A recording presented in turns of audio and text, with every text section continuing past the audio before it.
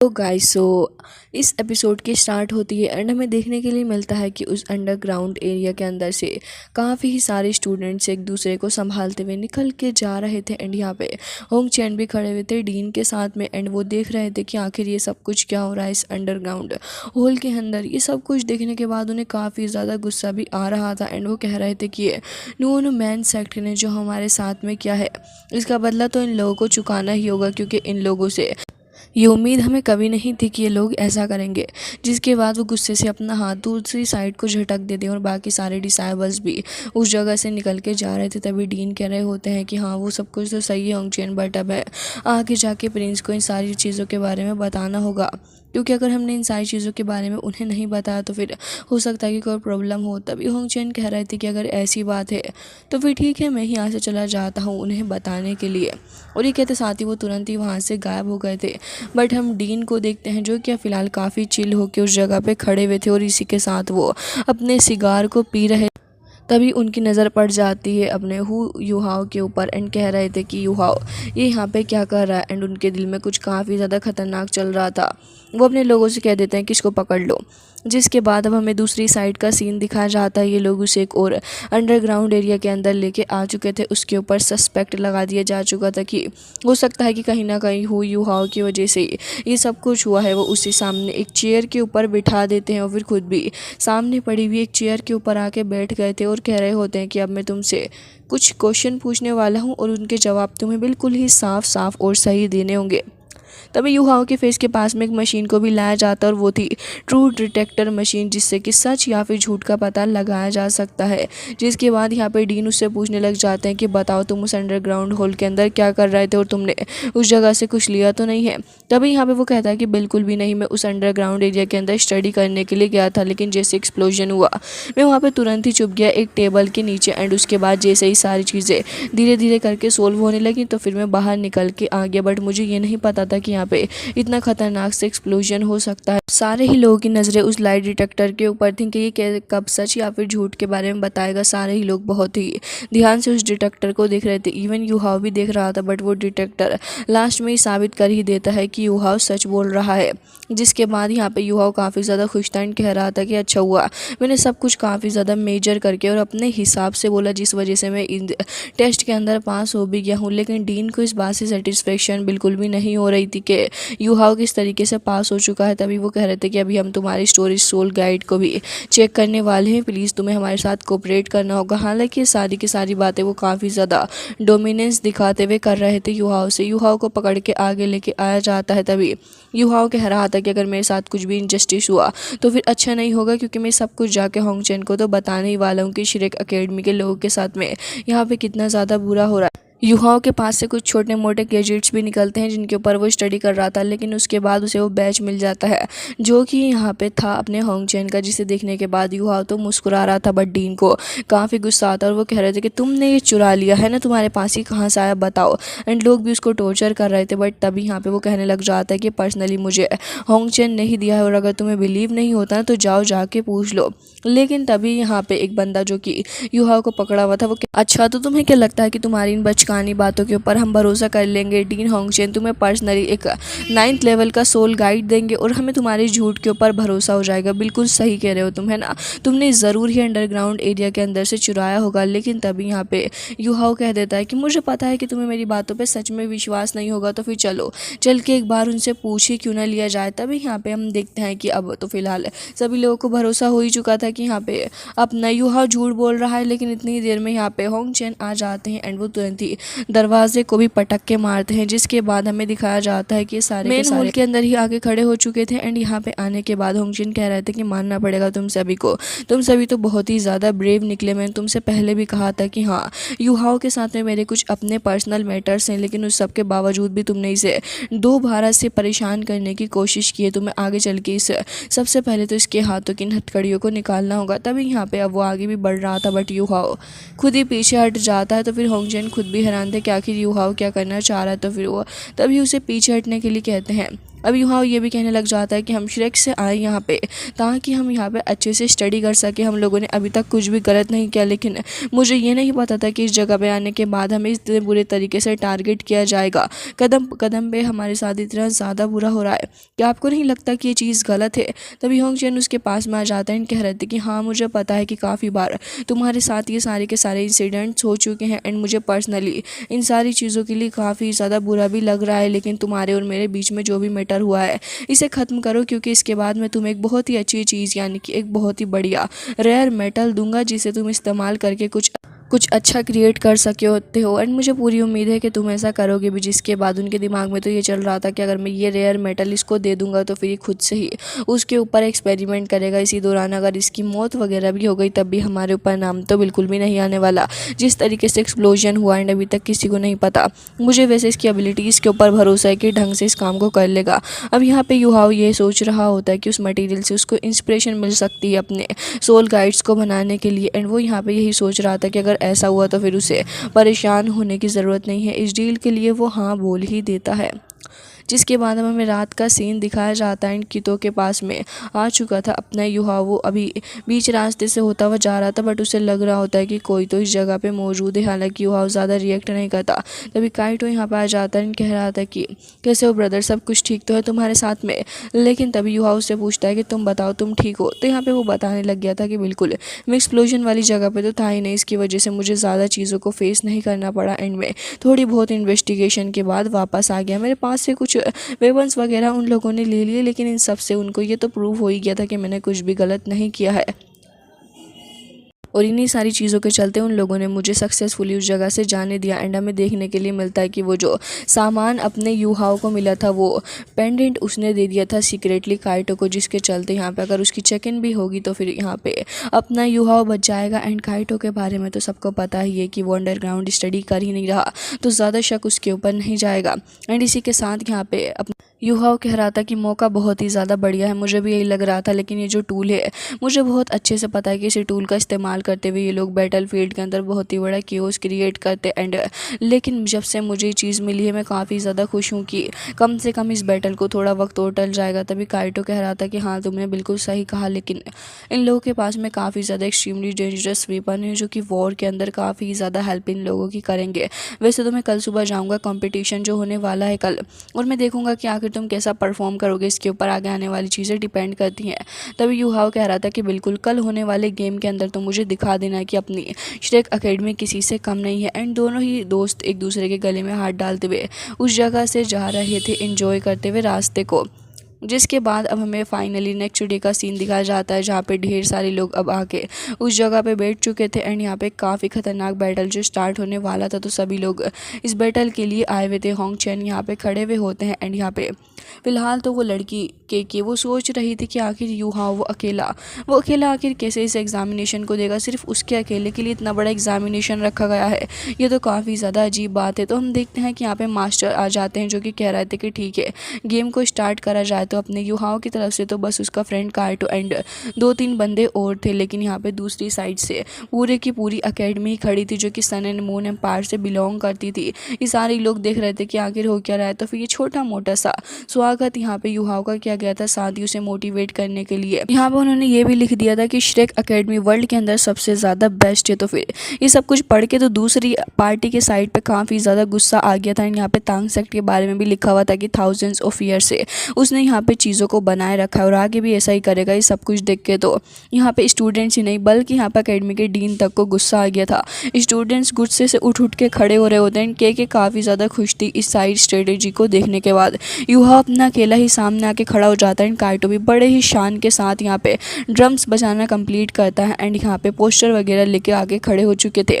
तभी यहाँ पे टीचर शुआन कह रहे थे कि मानना पड़ेगा इन लोगों के करेज को, बहुत ही ज़्यादा करेजियस लोग हैं कि इतने कम टाइम में भी इन्होंने इतनी अच्छी प्रिपरेशन कर ली, साथ ही दूसरी पार्टी को इन्होंने इतने बुरे तरीके से एम्बेरस भी कर दिया। लेकिन तभी हम देखते हैं कि सन एंड मून एम्पायर से फिलहाल तो अपने युहाओ का ओपोनेंट आ चुका था जिसका नाम शुआन चैंग था। एंड वो यहाँ पे कह रहा था कि मैं यहाँ पे 5th लेवल का सोल मास्टर हूँ, युहाओ तुम मेरा कुछ नहीं बिगाड़ पाओगे। तब युहाओ कह रहा था कि मैं भी श्रेक एकेडमी से हूँ, चलो देख लिया जाए कि आखिर होगा क्या। जिसके बाद अब इन दोनों दोनों के बीच का बैटल स्टार्ट होने वाला था। और अब शिया शुआनशेन के पास आने के बाद यहाँ पे उसने काफ़ी ज़्यादा इंसल्ट भी कर ली थी अपने युहाओ की, बट युहाओ उसे कह रहा होता है कि अच्छा तो तुम्हें क्या लग रहा है कि किसी भी तरीके से तुम मेरे ओपोनेंट हो। जिसके बाद फाइनली जाके मैच स्टार्ट होता है तो फिर हमें देखने के लिए मिलता है कि वो बंदा अपना सबसे ज़्यादा पावरफुल वेपन का इस्तेमाल करता है एंड उसी वेपन को वो एकदम से ही स्टार्ट कर देता है। उसके अंदर से काफ़ी सारी हाई लेवल की एनर्जी भी निकल रही थी। युहाओ उस एनर्जी का इंतज़ार कर रहा होता है कि आखिर कैसे ये एनर्जी आगे बढ़ेगी और फिर उसके बाद वो आके अटैक करेगी, बट हमें देखने के लिए मिलता है कि वो बंदा इतनी ज़्यादा जल्दबाजी में था कि युहाओ के बस एक ही अटैक के अंदर युहाओ बहुत ही बुरे तरीके से गिरा के मार देता है। जिसके बाद बाकी सारे ओपोनेंट्स बहुत ही ज़्यादा हैरान हो चुके थे एंड कह रहे थे कि आखिर सडनली ये कैसे हो सकता है। बट यहाँ पे काइटो तो ढोल बजाना चालू रखता है एंड कह रहा था कि अभी तो तुम देखते जाओ आगे आगे होगा क्या। जिसके बाद डीन भी कह रहे थे कि ठीक है अब ज़रा किसी सेकंड बंदे को भेजो। तभी टीचर अनाउंस करते हैं कि शिया अब यहाँ से जा सकता है क्योंकि यहाँ पर उसकी गेम बहुत ही ज़्यादा गंदी थी। जिसके बाद युवा के सामने उसका 6 ग्रेड का एक और ओपोनेंट आता है वांग नाम का। यहाँ पे युहा उसको भी आसानी के साथ में हरा देता है। फिर उसके बाद एक और शैन मूसू नाम का ओपोनेंट आता है, युहा उसको भी हरा देता है और ऐसे करते करते उसने 5 लोगों को ऐसे ही हरा दिया था। जिसके बाद एक 6 बंदा आता है लेकिन युहा उसको भी हरा देता है। काइटो तो काफ़ी ज़्यादा खुश हो गया था। ऐसे करते करते युहा ने ऑलमोस्ट 17 लोगों को हरा दिया था एंड ये वाकई में काफ़ी ज़्यादा अजीब चीज़ थी कि युहा अकेला इतने सारे लोगों को कैसे हरा सकता है। डीन भी इस जगह पे खड़े हुए थे लेकिन तभी यहाँ पे वो कह रहे होते हैं कि इसने सिर्फ ऐसे ही 17 लोगों को हरा दिया। मुझे ऐसा क्यों लग रहा है कि इतना ज़्यादा स्ट्रॉन्ग है बंदा कि आराम से अभी और भी सारे लोगों को हराएगा, क्योंकि इसकी बॉडी लैंग्वेज देख के ही लग रहा है कि अभी ये थका नहीं है। जिसके बाद हम देखते हैं कि यहाँ पे वो कह रहे थे कि अब आगे न जाने क्या होगा। तभी होंगचेन कह रहे थे कि हमारे सन एंड मून एम्पायर से जितने भी इसके लेवल के बच्चे थे हमने सभी को इसके सामने भेज डाला एंड सभी को इसने बहुत ही आराम से हरा दिया है। अब आगे क्या करना है वो तो बिल्कुल भी नहीं समझ आ रहा। तभी हम देखते हैं कि यहाँ पे फिलहाल वो कह रहे थे कि अब आगे क्या करूँ एंड डीन से भी मशवरा कर रहे होते हैं इस बारे में कि आगे क्या करना है, क्योंकि अगर इतने सारे लोगों को ये ऐसे ही हरा देगा तो ऑलरेडी हमारी एकेडमी की तो इंसल्ट हो रही है ना कि हम लोगों ने अपनी एकेडमी में ढंग से ट्रेनिंग ही नहीं दी है।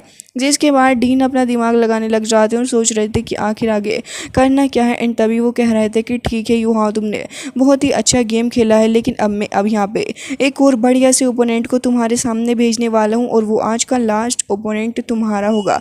तभी यहाँ पे काफ़ी सारा पर्पल टाइप का स्मोक एक डोर के बाहर को निकलने लग गया था।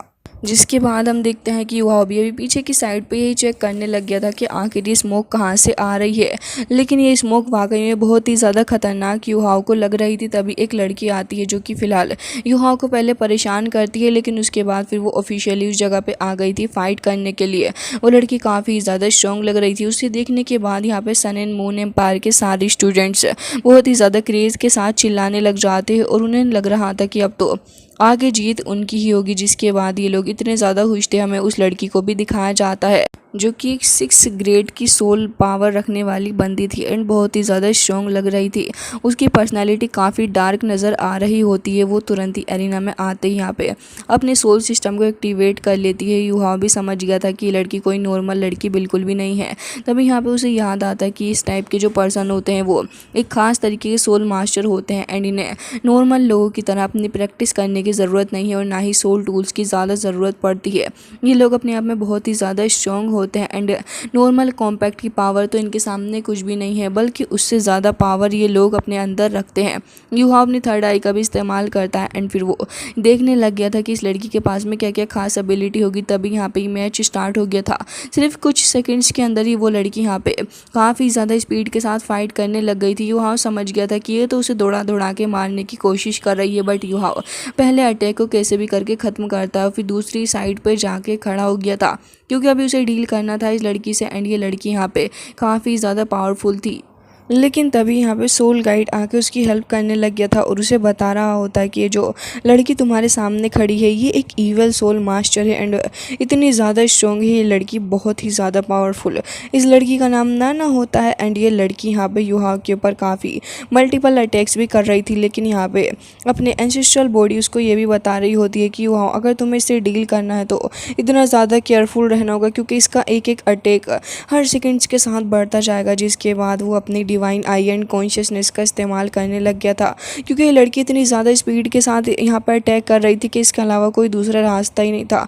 कुछ 1 से 2 सेकंड्स के अंदर ही उसने इतने सारे अटैक्स कर दिए थे और फिर उसके बाद वो एक फाइनल अटैक करती है। वो ये एक्सपेक्ट कर रही थी कि उसने जो अटैक करे हैं यूहाओ के ऊपर, इसके बाद से तो यूहाओ अब मारा ही गया होगा, लेकिन सरप्राइजिंगली अपनी कॉन्शियसनेस का इस्तेमाल करते हुए यूहाओ इन सारे अटैक से बच गया था, जिससे कि उस लड़की को बहुत ही ज़्यादा गुस्सा आने लग गया था। वो लड़की आगे बढ़ रही थी अटैक करने के लिए, बट अपना यूहाओ भी अपनी आइस क्रिस्टल की पावर का इस्तेमाल करते हुए पहले तो सारे अटैक्स को ब्लॉक करता है। इवन वो उसके हाथ को भी फ्रीज कर देता है जिसके अंदर से क्रिस्टल्स निकल रहे थे, बट उस लड़की को देख के ऐसा लग रहा होता है कि उसे इन सब चीज़ों से भी कुछ खास फर्क नहीं पड़ा है, बल्कि वो कह रही थी कि तुम बस एक 5 ग्रेड के मास्टर हो एंड मेरा कुछ ज़्यादा नहीं बिगाड़ पाओगे। लेकिन यूहाओ तो अपने हाथ पैर अब ढीले करने लग गया था फाइटिंग के लिए, लेकिन तभी वो लड़की उसके पास में रखा हुआ एक टूल यहाँ पे स्टार्ट करती है, जिससे कि उसकी सोर्ड एक आइस सोर्ड के अंदर तब्दील हो चुकी थी एंड पहले से भी काफ़ी ज़्यादा स्ट्रॉन्ग के अंदर तब्दील हो चुकी है। इसी के साथ उस लड़की ने अपनी बॉडी का एक डबल क्लोन भी वहाँ पे ला दिया होता है, जिसके बाद अब वो दोनों साथ में मिलकर फाइट करने वाले थे।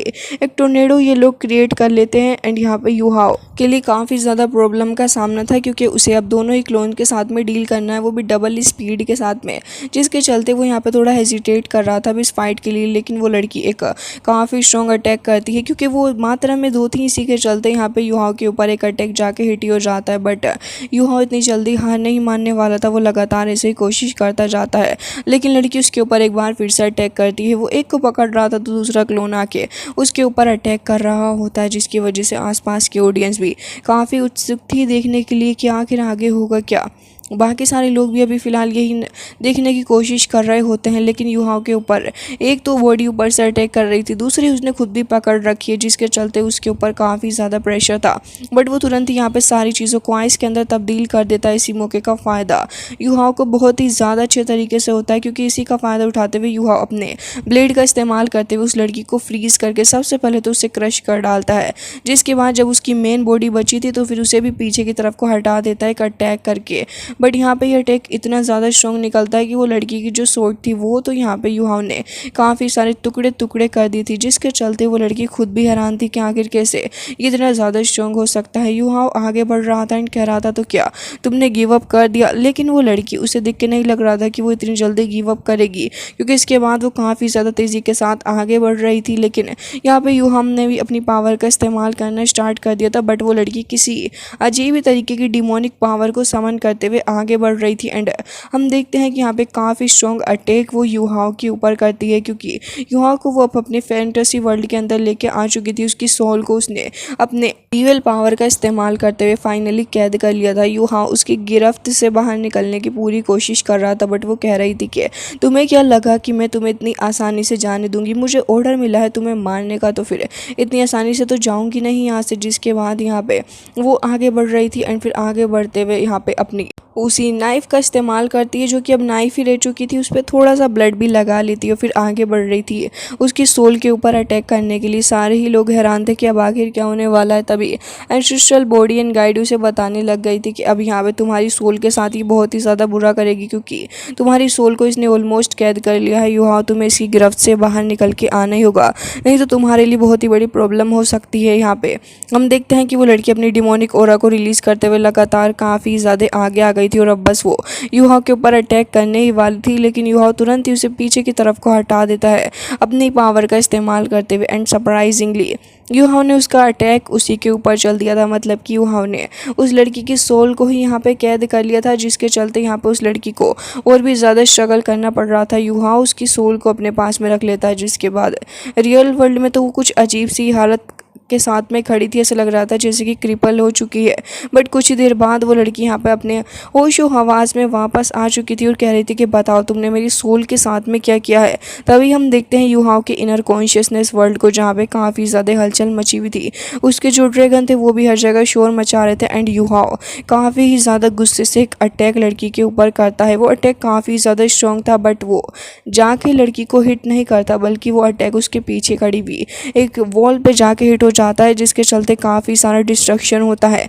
लोग यहाँ पे अब जो चीयर कर रहे थे उस लड़की नाना को, सभी यहाँ पे अब युवाओं को चीयर करने लग गए थे।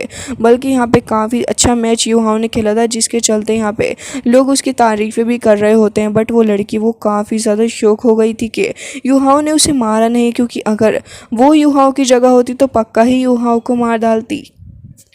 और उसके बाद युवा यहाँ पे खड़ा हो जाता है एंड कह रहा था, तो क्या तुम हार गई हो, सबके सामने एक्सेप्ट करो। उस लड़की ने वो एक्सेप्ट भी कर लिया था और ऐसे ही बिल्कुल उसी पोज में बैठी हुई थी। युवा कह रहा था कि घबराओ मत, तुम्हारी सोल में कल तुम्हें वापस कर दूंगा। और उसके बाद हमें फिर पीछे का सीन भी दिखाया जाता है, जहाँ पे इतना सारा डिस्ट्रक्शन हो गया था। अब इस मैच को यहाँ पे युवाओं ने जीत लिया था एंड बहुत ही अच्छा परफॉर्म उसने किया था। लोग काफ़ी ज़्यादा गुस्साए हुए थे कि ना ये भी यहाँ पे हार गई है। युवाओं से न जाने अब ओपोनेंट और कहाँ से लेकर आएंगे। टोटल 18 लोगों से फाइट की युवाओं ने, एंड इन 18 लोगों के अंदर भी उसने किसी को भी अपने ऊपर अटैक करने का मौका ही नहीं दिया, जिससे होंगचेन काफ़ी ज़्यादा हैरान थे। बट टीचर शुआन काफ़ी ज़्यादा इंप्रेस हो चुके थे युवाओं से एंड कह रहे थे कि वाकई इस लड़के के अंदर इन्फिनिटी पोटेंशियल है। जिसके बाद दोनों ही डीन काफ़ी ज़्यादा गुस्सा थे एंड कह रहे थे कि न जाने इन सारी चीज़ों से अब हम डील कैसे करेंगे, क्योंकि चीज़ें और भी ज़्यादा कॉम्प्लिकेटेड हो गई हैं। बट होंगचेन यहाँ पे कह रहे होते हैं कि मुझे ऐसा क्यों लग रहा है कि हमने युवाओं के फुल पोटेंशियल के बारे में भी एक बार जानना चाहिए, क्योंकि अपनी फुल पोटेंशियल अभी भी शो नहीं कर रहा। जिसके बाद हमें रात का समय दिखाया जाता है, जहाँ पे दोनों ही दोस्त अब रूम के अंदर आ चुके थे। वो रेयर मेटल भी युहाओं को मिल चुका था, जिसे पा दोनों ही दोस्त काफ़ी ज़्यादा खुश हो रहे थे। युहाओं कह रहा था कि ये मेरे काफ़ी ज़्यादा काम में आने वाला है, लेकिन कल को और भी ज़्यादा मैचेस होंगे। तभी काइटो से कह रहा था कि बिल्कुल, लेकिन आज के मैचेस में जो तुमने फ़ाइट की है बहुत ही बढ़िया, तुमने श्रेक का नाम आगे कर दिया। लेकिन अब मैं ये सोच रहा हूँ कि न जाने अब हमारे बाकी सारे फ्रेंड्स क्या कर रहे होंगे। जिसके बाद ये सीन कट होता है एंड हमें दिखाया जाता है टावर्स का सीन, जहाँ पर हर जगह फोग ही फोग था और एक बंदा हमें खड़ा हुआ दिखाया जाता है अपनी सोर्ड के साथ में। उसका रोब उस जगह पे लहरा रहा था, बट जैसे ही कुछ बर्ड्स वगैरह वहाँ से निकल के जा रही थी तो फिर वो वहाँ पे कुछ ही सेकंड्स के अंदर मारी जाती हैं। जिसके बाद हमें उस बंदे की आइज़ को दिखाया जाता है। हालांकि गाइस, इसी के साथ आज का ये एपिसोड हो जाता है एंड आई रियली होप कि आपको ये पसंद आया होगा। मिलते हैं नेक्स्ट वीडियो में, तब तक के लिए bye bye, take care of your self.